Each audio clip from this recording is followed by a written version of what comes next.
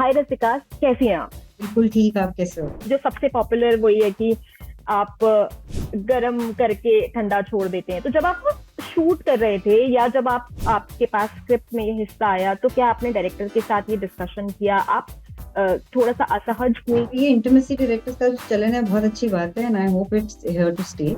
वो I think that scene that गरम करके ठंडा छोड़ देंगे हमको was one I think my first day of shoot on Mirzapur ever. तो जब मैंने रिप्ले देखा, मैंने गुरु से जाके, जो हमारे डायरेक्टर है गुरमीत, उनसे कहा कि ये तो कुछ ज्यादा ही मेसी लग रहा है। गुरु ने कहा नहीं नहीं नहीं, चल जाएगा, ठीक है, अभी हमारे पास टाइम भी नहीं है। बीना के किरदार की कोई ऐसी चीज है क्या जो रसिका को लगता है काश ये मेरे अंदर आ गई होती? उसको ये बिल्कुल पता है कि किसकी क्या स्ट्रेंथ है, किसकी क्या वीकनेस है।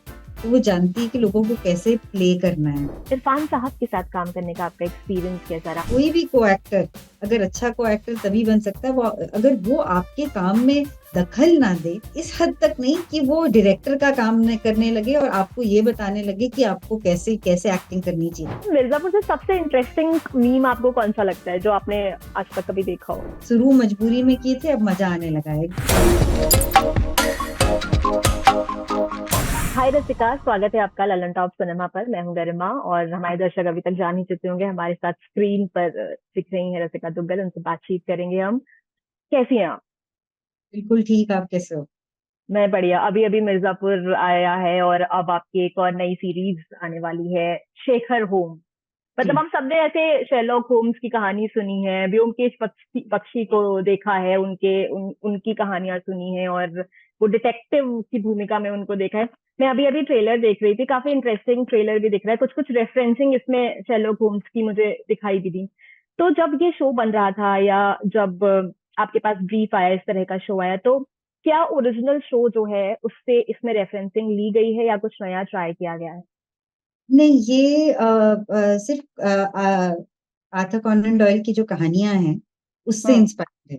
उसकी तो बहुत सारी फिक्शनलाइज्ड वर्जन्स बनी हुई हैं, लेकिन हमने किसी फिक्शनलाइज्ड वर्जन को फॉलो नहीं किया है। ये हमारा अपना टेक है। तो हम्म। कॉनन डॉयल की कहानियों के ऊपर है, जो हम सब ने बचपन में, जैसा कि आपने भी कहा, बचपन में पढ़ाई है। जी। जैसे इसमें एक रेफरेंस है ना, वो उसको बोलते हैं कि हाई फंक्शनिंग सोशियोपैथ, तो वो सब और जो शेरलॉक होम्स की हमने सीरीज देखी है उसमें भी है। तो इस वजह से मैंने ये सवाल पूछा कि क्या वहां से रेफरेंसिंग है। और हाँ, पर क्योंकि वो इतना इंटरेस्टिंग कैरेक्टर जो उनकी कहानियों में क्रिएट किया गया है, सबका अपना इंटरप्रिटेशन होता है उस कैरेक्टर का। तो अगर आप जो भी वर्जन देखें उन कहानियों की, उसमें हर शर्लॉक की एक अलग कोक होता है। हाँ। अच्छा, एक डिटेक्टिव तो ना हम सबके अंदर होता है कि कुछ भी हमारे आसपास हो रहा है उसमें अपना गणित लगाना, अपना दिमाग लगाना, अपने उसमें जितने भी रेफरेंस यहाँ वहां से हमने जुटाए हैं, या हम बचपन से क्राइम पेट्रोल और सीआईडी जैसी सीरीज भी देख के बड़े हुए हैं, तो वो सारे रेफरेंसिंग जुटा के हम उसका सोल्यूशन खोजने की कोशिश करते हैं। क्या कभी आपके साथ हुआ है किसी सिचुएशन में आप फंसी हो और ऐसे बहुत ज्यादा ही दिमाग लगा लिया हो, उसमें कुछ ज्यादा ही एफर्ट्स डाल दिए और उसको सुलझाने की कोशिश की हो? हाँ, नहीं, एक्चुअली मैं तो सिंपल सिचुएशंस को भी नहीं सुलझा पाती। हम्म। लोग होते हैं ना जो बहुत उनकी बहुत शार्प होते हैं और हर सिचुएशन में उनको एग्जैक्टली पता होता है कि क्या हो रहा है। कुछ लोग ऐसे होते हैं जो हर सिचुएशन में थोड़ा अपने ही दिमाग में रहते हैं। आई थिंक मैं उनमें से हूँ। तो हम्म। मेरे कम ही चलता है। और जब मैंने एक दो बार चलाया भी तो गलत ही निकला है। तो हाँ। आई think that I could do with having Shekhar home character around me. आपने मिर्जापुर में पंकज त्रिपाठी के साथ काम किया, आप के मेनन के साथ काम कर रही हैं, आपने इरफान साहब के साथ काम किया है। तो अगर मैं बात करूं कि स्टाइल ऑफ एक्टिंग की, क्योंकि हर किसी का अपना एक स्टाइल ऑफ एक्टिंग होता है, हर किसी का स्क्रिप्ट को परसीव करने का तरीका अलग होता है, तो पंकज त्रिपाठी और के मेनन स्टाइल ऑफ एक्टिंग में क्या डिफरेंस है? वो आपको क्या लगा? किस तरह से दोनों के साथ काम करने का एक्सपीरियंस? दो एक्टर्स को दो डिफरेंट स्क्रिप्ट्स में के साथ कंपेयर नहीं किया जा सकता। अगर वो दोनों एक ही स्क्रिप्ट में मौजूद हो तो शायद फिर भी, वैसे मुझे लगता है दो एक्टर्स को कंपेयर किया ही नहीं जा सकता है, बहुत नहीं मुश्किल नहीं, बात मैं कंपेयर नहीं कर रही हूँ, हम जो चाहती हूँ कि वो दोनों का अपना अपना, हर किसी का अपना एक स्टाइल होता है, आपका एक स्टाइल है, की बात दोनों कर। का। या हाँ, क्योंकि हर एक्टर हर प्रोजेक्ट में एक स्टाइल लेके नहीं आता। यू नो, वो अपने आप को प्रोजेक्ट के हिसाब से चेंज करते हैं, अपने प्रोसेस को प्रोजेक्ट के हिसाब से चेंज करते हैं। और वो करना चाहिए, हर अच्छा एक्टर यही करता है। तो ओवरऑल कंपैरिजन करना थोड़ा मुश्किल है, but I what I find interesting is both of them have a very good sense of humour. Hmm. तो एक सीन में कैसे ह्यूमर लाया जा सकता है, वो दोनों पंकज भी और केके भी इस चीज के मास्टर हैं। तो वो देख के मुझे बहुत मजा आता है, कि कैसे एक छोटी सी चीज को लेके जो जो लिखी भी नहीं गई थी, it was not written as a humorous thing, लेकिन उसको प्ले करते करते शूट के वक्त ही कोई आइडिया आ गया, और उसको कैसे उस आइडिया को अच्छे से एग्जीक्यूट करना है। क्योंकि कई बार ऐसा होता है कि आइडियाज हम सबके पास होते हैं, लेकिन किस हद तक उसको प्ले करना है और किस हद तक उसको होल्ड बैक करना है, वो डिसीजन एक्सपीरियंस के साथ ही आता है।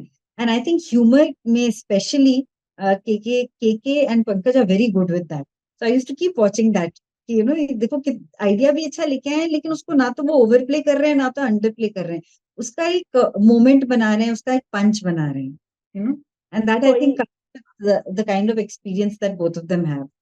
हम्म, कोई उदाहरण के साथ आप बता सकती हैं जब सेट पे ऐसा हुआ हो, या किसी सीन का उदाहरण देकर कि ये लिखा इस तरह से गया था और दोनों ने अपनी सेंसिबिलिटी के हिसाब से उसे, कोई भी उदाहरण। बहुत हैं ऐसे तो, लेकिन अगर मिर्जापुर की एग्जांपल लूँ तो एक सीन था सीजन 2 में पंकज और मेरे बीच में, जहाँ पे मैं बिस्तर पर बैठी हूँ, और क्योंकि बीना उस वक्त प्रेग्नेंट है, वो एक मैंने उसमें ऐड किया था एक प्रॉप की, वो एक इमली की टॉफी है जो वो उसको बहुत जोर से आवाजें करके, because she wants his attention, वो हम्म। माधुरी से बात कर रहा होता है, और मुझे उसके, तो मैंने वो ऐड किया था। एंड पंकज ने उस सीन में बड़े प्यार से मुझे बोला, अरे वो बिन्नी और वो बीना को उसने कभी बिन्नी नहीं बुलाया, बट वो एक मोमेंट था कि वो उसका अटेंशन चाहती है, और वो नहीं दे रहे हैं, तो इस हिसाब से उन्होंने ये ऐड किया था, तो वो काफी मुझे मजेदार लगा। केके में एक के बारे में एक चीज जो मुझे याद है, कि वो जो पिछले सीन में हुआ है, वो अगले सीन में उसका एक रेफरेंस कैसे लाना है और कब लाना है, वो बहुत इंटेलिजेंटली करते हैं। क्योंकि कई कई बार ये सीन्स बहुत देर बाद शूट होती हैं। आप शो में एक सीन देख रहे हो, उसके बाद वाला जो सीन देख रहे हो, शायद शूटिंग में वो बाद वाला पहले शूट हुआ हो, और पहले वाला बाद में शूट हुआ, और उनके बीच में शायद 1-2 महीने का गैप भी हो। हम्म, लेकिन वो एक सीन में कुछ अगर बोला हो, तो उसको याद रख के अगले सीन में उसको वापस लाएं, ताकि लगे कि वो कैरेक्टर का हिस्सा है, कि वो इस कैरेक्टर की जिंदगी में हुआ है, ऐसा नहीं कि एक सीन में करके चले गए। जी। अच्छा, अभी जब हम लोग ये मीटिंग कनेक्ट करने की कोशिश कर रहे थे, आपका लैपटॉप जब बंद हुआ तो आपने बोला कि मेरा ऑडियो वीडियो सही आ रहा था, मुझे ऐसा कहना नहीं चाहिए था, अब ऑडियो वीडियो ही नहीं आ रहा है। इससे मुझे याद आया वो आपका हरा टॉप जो आपने अपने पहले ऑडिशन में पहना था, और उसको आप हर ऑडिशन में उसके बाद पहनती थी। तो क्या इस तरह के टोटके आप, मतलब जैसे हम सब मानते हैं कि ओ ये मेरे लिए लकी है, मुझे ये कहना नहीं चाहिए था, ये आप इस्तेमाल करती हैं, और आपने वो हरा टॉप पहनना छोड़ा कब? जब मेरे पास और पैसे आ गए और मैं दूसरे टॉप अफोर्ड कर सकती थी। और आपको उस ये रियलाइज हो गया कि टॉप का इसमें कोई रोल नहीं ये मेरे कोई रोल नहीं, मेरे पास पैसे नहीं थे उस वक्त, जब हम लोग ऑडिशन किया करते थे, काम ज्यादा नहीं था, तो हर चीज को बहुत संभाल के रखते थे, उसको जब तक उसको यूज कर सकते हैं तब तक यूज करते थे। तो मतलब एक एक तरीके से बहुत ही सस्टेनेबल एक्सरसाइज हो गया ये। है। उस समय लेकिन मुझे ना सस्टेनेबिलिटी की अवेयरनेस थी, और ना ही वो उस समय एक क्लियर चॉइस था कि मैं नहीं खरीदूंगी, वो एबिलिटी नहीं थी। Of course, by God grace आप अफोर्ड कर सकती हैं, और आप, हम उस सेंसिबिलिटी में भी आ गए हैं कि नहीं नहीं, ये सब चीजें अब नहीं माननी है। तो क्या अभी भी ऐसे कुछ चीजें आप करती है? वो कोई ऐसी फनी चीज याद है, कोई ऐसा फनी इंसिडेंट आपको याद है जब आपने इस तरह का कुछ किया हो, कोई ऐसे मजाकिया सा टोटका जब आपने किया हो? जैसे बहुत सारे लोग बोलते हैं ना, घर से बाहर निकलो तो पहले लेफ्ट पैर निकाल के बाहर निकलना चाहिए, बिल्ली रास्ता काट जाए तो रुक जाना चाहिए, इस हाँ, तरह ऐसे की सारी सुपरस्टिशंस है, और जब आप जो अगर आपके लिए कुछ चीज इंपॉर्टेंट हो, तो ये सुपरस्टिशंस वापस आ जाती हैं दिमाग में। अगर आप रियली हाँ। चाहते हो कि कोई फॉर एग्जांपल कोई शूट है जो मैं बहुत अच्छा करना चाह रही हूँ, तो उसके आसपास कई बार ऐसी चीजें होती हैं कि आपके दिमाग में ये चीजें आ जाती हैं कि अगर ये करूंगी तो शायद कुछ बुरा हो जाएगा। जबकि ऐसा कुछ है नहीं, हम सब लॉजिकली जानते हैं कि ये चीजें हम्म। मैं नहीं मानती उनमें। कई लोगों का लॉजिक भी है, कई लोग अपना लॉजिक भी निकाल लेते हैं, उन्होंने इन सब चीजों की पढ़ाई की है और उनको उनको लगता है कि इसको मानना एक लॉजिकल चीज है। मुझे नहीं लगता, क्योंकि मेरी अवेयरनेस उतनी ज्यादा है नहीं इस डिपार्टमेंट में। लेकिन हाँ, जब जहाँ फेयर होता है ये सब चीजें आ जाती हैं दिमाग में वापस। तो हम्म। एक बार मैं सीन नंबर्स लिख रही थी किसी शूट का, और मेरे लिए वो शूट बहुत इंपॉर्टेंट था, मैं चाह रही थी कि हर सीन अच्छे से हो।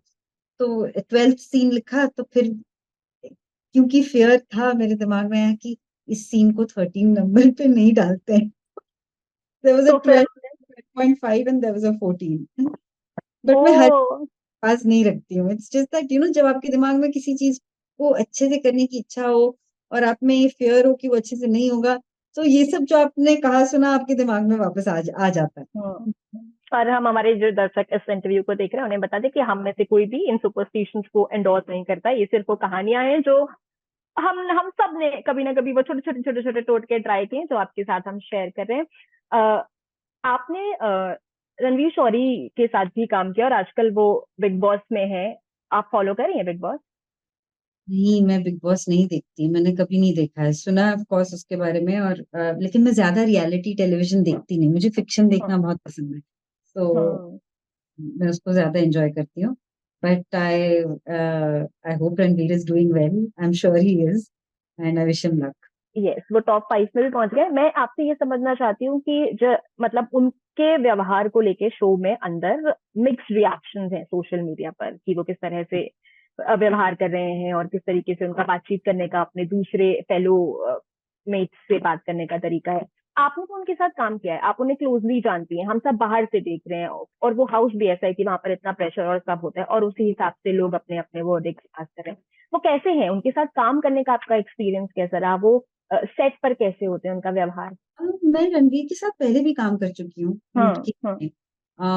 हमने एक फिल्म की थी, लूट केस। और थिएटर के दिनों से उनको जानती हूँ। I always found him to be a very interesting co actor and a very good actor. You know बहुत एक्सपीरियंस है उनको, खासकर कॉमेडी का बहुत एक्सपीरियंस है। चीजों को कैसे पंच करना चाहिए उसमें, I think he is a master of that. I've always loved watching him on screen as an actor. उन्होंने एक शो किया था रिसेंटली, सनफ्लावर, वो भी देखा है मैंने, and he's so good in that show also. So I've always enjoyed working with him. मुझे नहीं पता बिग बॉस में क्या हो रहा है। मैं ये आपसे जानना चाहती हूँ कि हम सब अभी न्यूज रूम में डिस्कशन कर रहे थे, लूट केस के बारे में हम बात कर रहे थे। वो काम जिसमें आपने ऐसे कॉमेडी की है, हम उसको देखते हैं तो हंसते हैं। इस तरह का और प्रोजेक्ट आप कब ऐसे कॉमेडी जॉनरा कब एक्सप्लोर करना आगे फ्यूचर में जा रहे मैं बहुत टाइम से चाह रही हूँ कि उस जॉनर को अच्छे से एक्सप्लोर करने का मौका मिले। लेकिन कॉमेडी ज्यादातर आजकल हॉरर कॉमेडी चल रहा है, लेकिन कॉमेडी कॉमेडी भी उतना मैंने देखा नहीं है अभी। एंड खासकर कॉमेडी जिसमें औरतों का सेंट्रल रोल हो, वो बहुत मुश्किल से मिल रहा है। एंड आई होप कि कि मेरी ये बात कोई सुन ले और ऐसा एक शो या फिल्म लिखे और मुझे उसमें मेन कैरेक्टर दे, तो I be very happy, because I feel like there is a lot for me to explore that. आपने औरतों के कॉमेडी में इस्तेमाल की और उनके रोल की बात की। बहुत सारे ऐसे रियलिटी शोज भी आते हैं, बहुत सारे ऐसे कॉमेडी शोज भी आते हैं जहां पर चाहे अनचाहे भी महिलाओं को एक ऑब्जेक्ट की तरह ही कई बार इस्तेमाल किया जाता है। कई एक्टर्स ने इसके बारे में बात भी की है अपने अपने अलग अलग इंटरव्यूज में। इससे आप कैसे इत्तेफाक रखते हैं कि महिलाओं को कॉमेडी जॉनरा में बहुत ज्यादा सीरियसली अभी नहीं लिया? ये तो अजीब प्रॉब्लम है, क्योंकि आई फील जितनी भी औरतों से मैं मिलती हूँ, they have a very interesting sense of humour. Otherwise हम इस पेट्रियार्कल दुनिया में कैसे सर्वाइव करते हैं अगर ये सेंस ऑफ ह्यूमर नहीं होता हमारे पास। तो आई थिंक इट्स जस्ट कि क्योंकि वो हुआ नहीं है ज्यादा, तो कोई कर नहीं रहा है। एक बार ये शुरू हो जाएगी चीज, तो I think it will catch on. मेरे पास ना आपके मिर्जापुर से आपके कुछ ऐसे फेमस सीन्स के मीम्स हैं जो अक्सर सोशल मीडिया पे चलते रहते हैं। आपने भी देखे होंगे, आप उनसे दो चार हुई होंगी। मैं जानना चाहती हूँ उनके पीछे की कहानी। उनके हमने जो स्क्रीन पे देखा वो तो देखा कितना परफेक्टली आपने उन सीन्स को, उन डायलॉग्स को स्क्रीन पे उतारा, लेकिन उनके पीछे की शूट की कहानी मैं जानना चाहती हूँ। एक तो जो सबसे पॉपुलर वही है कि आप गरम करके ठंडा छोड़ देते हैं। तो जब आप शूट कर रहे थे या जब आप आपके पास स्क्रिप्ट में ये हिस्सा आया तो क्या आपने डायरेक्टर के साथ ये डिस्कशन किया? आप थोड़ा सा असहज हुई क्योंकि उस समय तो ये इंटीमेसी डायरेक्टर्स और ये सब भी नहीं हुआ करते थे, ये सब अब चलन में आया है। तो क्या जी। चल रहा था दिमाग में, कैसे वो चीज? और ये इंटीमेसी डायरेक्टर्स का जो चलन है बहुत अच्छी बात है, and I hope it's here to stay. जब मैंने वो सीन्स शूट की थी मिर्जापुर सीजन 1 में, मेरे डायरेक्टर्स और मेरी यूनिट बहुत सेंसिटिव थी। हम सबने बैठ के क्लियरली डिस्कस किया था कि कौन सा शॉट कैसे लिया जाएगा ताकि कोई अनकंफर्टेबल ना हो। तो उन सब चीजों पर ध्यान दिया गया था और बहुत ही सेंसिटिव यूनिट था। लेकिन एक फॉर्मल रोल के तौर पे एक इंटीमेसी डायरेक्टर का होना बहुत जरूरी है, and I am very happy कि ये ट्रेंड शुरू हो गया है और इंटीमेसी डायरेक्टर्स हैं और लोग उनको एम्प्लॉय कर रहे हैं जब भी इंटीमेट सीन्स होते हैं। um, क्योंकि आई वाज लकी कि वो एक सेट था सीजन 1 में जहाँ इंटीमेसी डायरेक्टर्स नहीं थे, लेकिन फिर भी एक माहौल था जहाँ सब लोगों ने बैठ के एक दूसरे से बातें की ताकि कोई किसी को ऐसा ना लगे कि उनके साथ जो उन्होंने नहीं सोचा था वैसा हुआ, यू नो। तो वो एक बहुत इंपॉर्टेंट चीज थी, एंड वी वर लकी कि we had that friendship, we had that openness, we had that comfort in that unit. लेकिन अगर ऐसा ना हो तो इंटीमेसी डायरेक्टर का होना बहुत जरूरी है ताकि वो ये ऐसा माहौल ला पाए किसी भी सेट पे। हम्म। वो I think that scene that गरम करके ठंडा छोड़ देंगे हमको was one, I think my first day of shoot on Mirzapur ever, if I remember correctly. Mirzapur season 1 में ये था। या। आई think that was my first day of shoot. First नहीं तो सेकंड डे ऑफ शूट होगा। तो हाँ, उस वक्त जब हमने वो शॉट शूट किया था, तो आई रिमेम्बर उस शॉट में ना मेरे बाल बिल्कुल ऐसे खड़े हो गए थे। तो जब मैंने रिप्ले देखा, मैंने गुरु से जाके, जो हमारे डायरेक्टर है गुरमीत, उनसे कहा कि ये तो कुछ ज्यादा ही मेसी लग रहा है। हाँ, वो बिस्तर से उठ रही है, मेसी लगना ही चाहिए, ऐसे तो नहीं, लोग सज सवर के तो नहीं उतरते ना बिस्तर से। तो थोड़ा मेसी लगना चाहिए, लेकिन ये बहुत ज्यादा तो नहीं मेसी हो गया। गुरु ने कहा नहीं नहीं नहीं, चल जाएगा, ठीक है, अभी हमारे पास टाइम भी नहीं है, अब हमको आगे शूट करना है। और फिर उसी शॉट का मीम बन गया, और हर बार मैं उन बालों को देखती हूँ तो मुझे बहुत हंसी आती है कि हमने नहीं सोचा था कि ये इतना इम्पोर्टेंट होगा या इतना चल जाएगा। और वो काफी वायरल होता है, मतलब उसको अलग अलग तरह के मीम्स में आप अक्सर कई बार जो है वो देखते हैं। बट रचिता मजा यही है कि उसके जो राइट। memes होते हैं बहुत ही इंटरेस्टिंग मीम्स है, इंटेलिजेंट मीम्स है और फनी मीम्स है। मुझे तो बहुत मजा आता है पढ़ के। अच्छा, मिर्जापुर से सबसे इंटरेस्टिंग मीम आपको कौन सा लगता है जो आपने आज तक कभी देखा हो? बहुत सारे मीम्स बने हैं क्योंकि बहुत सारे। आई थिंक एक तो मेरा बहुत पसंदीदा डायलॉग है, शुरू मजबूरी में किए थे अब मजा आने लगा है, गुड्डू भैया की। उस पे तो इतने सारे मीम्स बने, वो कहीं भी आप डाल दो ना वो फिट हो जाता है। हम्म। तो उसके जो भी मीम्स बनते हैं तो मुझे बहुत मजा आता है वो देखने में। बीना के किरदार की कोई ऐसी चीज है क्या जो रसिका को लगता है काश ये मेरे अंदर आ गई होती, आई विश कि ये मैं भी ऐसा कर कुछ कर पाती या बोल पाती? उनके किरदार की वो कौन सी चीज है जो आपको? हाँ, बीना के बारे में तो ऐसी बहुत सारी चीजें हैं जो मुझे बहुत एस्पिरेशनल लगती हैं, क्योंकि वो बिल्कुल मुझमें मौजूद नहीं है। वो है, एक तो उसको ये बिल्कुल पता है कि किसकी क्या स्ट्रेंथ है, किसकी क्या वीकनेस है। तो वो जानती है कि लोगों को कैसे प्ले करना है, उनसे कैसे अपना काम निकलवाना है। ये एक बहुत आई थिंक यूजफुल हैबिट है जो मेरे में बिल्कुल भी नहीं है। हाँ, तो आई आई एडमायर दैट इन हर। अच्छा, ऐसे हुआ जैसे आपने बोला कि आपके अंदर वो हैबिट नहीं है, या आप चाहती हैं कि आप ऐसे हो कि आपको पता रहे कि आपको लोगों से अपना काम कैसे करवाना है? कभी ऐसा हुआ है कि ये ना आने की वजह से, ये कला ना आने की वजह से कोई प्रोजेक्ट या कोई काम आपके हाथ से गया हो? क्योंकि इट्स एन आर्ट, आप किसी को कन्विंस करें या कि आपको आपका काम करवाना है। हम हो सकता है बहुत सारी चीजें मैं कर पाती अगर ये क्वालिटी मुझ में होती, लेकिन मेरा तरीका स्ट्रेट फॉरवर्ड है। अगर मुझे कुछ चाहिए मैं किसी को मैसेज डाल देती हूँ। अगर कुछ कोई प्रोजेक्ट बन रहा है, अगर मेरी जान पहचान है, फोन नंबर है, तो मैं मैसेज डाल देती हूँ कि I would like to be a part of this, if there is anything for me let me know, you know. तो मेरा, कई लोगों का स्ट्रेट फॉरवर्ड तरीका होता है, कई लोग अलग तरीके से इन चीजों को अप्रोच करते हैं। तो पता नहीं, सबका तरीका वैलिड है। कई सिचुएशंस में एक काम कर जाता है, कई सिचुएशंस में दूसरा काम कर जाता है। सो आई डोंट नो एग्जैक्टली अगर कुछ डिफरेंट हो पाता, but I like my style. I think straight forward is good.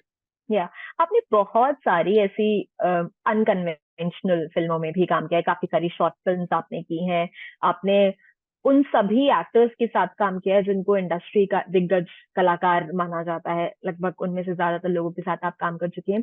Irfan साहब के साथ काम करने का आपका एक्सपीरियंस कैसा रहा? मतलब कैसे है वो सेट पे? क्योंकि एक बार जिमी शेरगिल आए थे तो वो बता रहे थे कि मतलब वो एकदम भाई जैसे रहते हैं, या वो आपको बताएंगे आकर के कि आपने ये इस तरीके से नहीं किया, या मैं पकड़ रहा हूँ कि तुम यहाँ पे एक्टिंग कर रहे हो या यहाँ पर तुम रियल लग रहे हो। तो आपका उनके साथ अनुभव कैसा रहा काम करने का?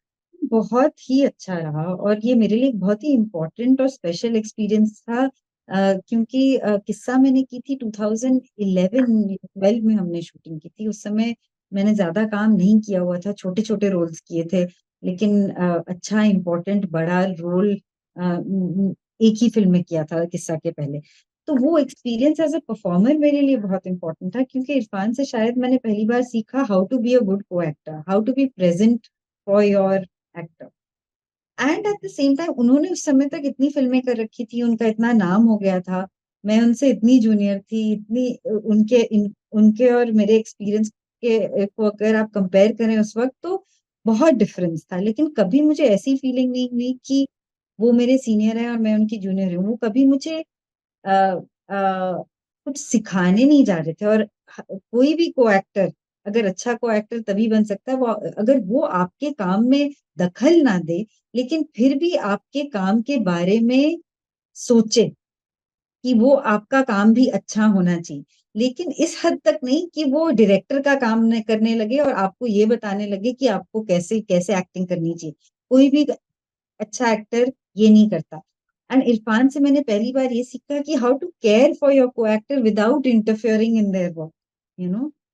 तो मैं जो भी कर रही थी या मेरा कैरेक्टर जो भी कर रहा था, उसके बारे में उसको वो इज्जत दे रहे थे, उसको वो अटेंशन दे रहे थे। लेकिन कभी भी ऐसा मुझे ऐसी फीलिंग नहीं आने दी उन्होंने कि वो मुझे कुछ सिखा रहे हैं। हैं? मुझे लगा जब भी मैं उनके साथ एक्टिंग करती थी, मुझे ये फीलिंग आती थी कि हम दोनों इक्वल हैं, हम दोनों एक सीन को बनाने आए हैं। ऐसा नहीं कि हम्म। मैं तुम्हारा सीनियर हूँ, तुम मेरी जूनियर हो। And that is a very important relationship between two actors, you know.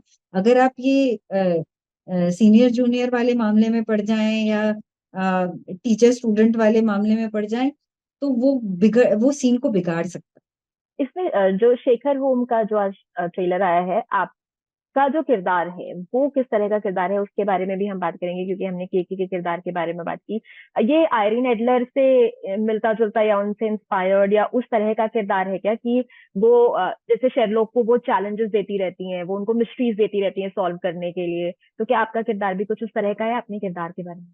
हाँ, इरावती का किरदार ऐसा है कि वो शायद उन लोगों में से है जो गणित में और इंटेलिजेंस में शेखर का मुकाबला कर सकती है। हाँ, हाँ। इसलिए शेखर को उससे क्यूरियोसिटी है।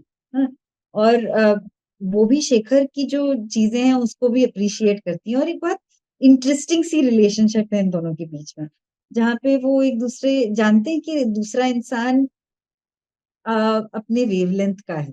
हाँ, और उस चीज से बहुत खुशी होती है जब भी आप किसी को मिलते हो जो जिनके इंटरेस्ट आपके आपके साथ आप आपके इंटरेस्ट से कॉमन हो, या आपको लगे कि उनका वेवलेंथ आपसे मैच कर जाए, तो एक अलग तरह की खुशी होती है, एक अलग तरह की फ्रेंडशिप होती है, और एक अट्रैक्शन होता है और एक क्यूरियोसिटी होती है, उनको और जानने की क्यूरियोसिटी होती है।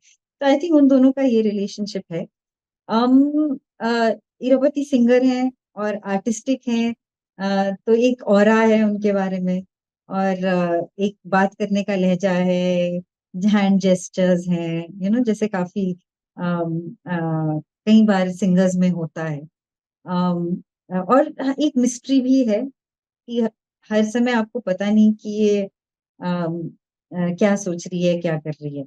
वो जिन लोगों का एक ऑरा होता है उनके साथ एक मिस्ट्री भी आता है कि आपको पूरी तरीके से पता नहीं होता कि ये एग्जैक्टली कहाँ से आए हैं और क्या करने वाले हैं। आपकी फेवरेट डिटेक्टिव सीरीज या फिल्म कौन सी है? मतलब आपने कुछ फिल्में देखी इस किरदार के प्रिपरेशन के लिए, या आपको ऐसे लगा कि नहीं, गो विद द फ्लो, मेरा किरदार जो है मैं अपने तरह से अडेप्ट करूंगी, कहीं से मुझे कुछ इंस्पिरेशन नहीं लेना है? और साथ ही ये भी बता बता दीजिएगा कि कौन सी फेवरेट डिटेक्टिव सीरीज या फिल्म। आई थिंक जो कॉनन डॉयल की कहानियों को लेके तो बहुत सारे वर्जन्स बने हाँ। हैं, but I think my favourite would be the Benedict Cumberbatch version of Sherlock Holmes. Hmm. बहुत ही इंटरेस्टिंग तरीके से लिखा गया था, तो मुझे बहुत मजा आया था वो सीरीज देखने हम्म। ऑल राइट, में। Thank one of my favorite detectives Which also. one? Which one?